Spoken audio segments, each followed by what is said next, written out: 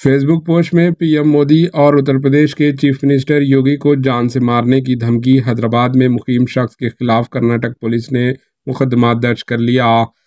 रियासत कर्नाटका पुलिस ने prime minister Narendra Modi और उत्तर प्रदेश के चीफ मिनिस्टर योगी आदित्यनाथ को जान से मारने की धमकी देने के इल्ज़ाम में एक शख्स के खिलाफ मुकदमा दर्ज कर लिया।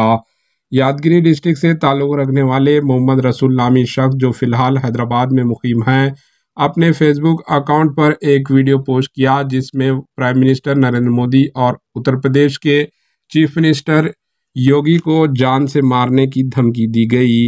इत्तला के मुताबिक इस पोस्ट में फहशा ज़बान में इस्तेमाल की गई।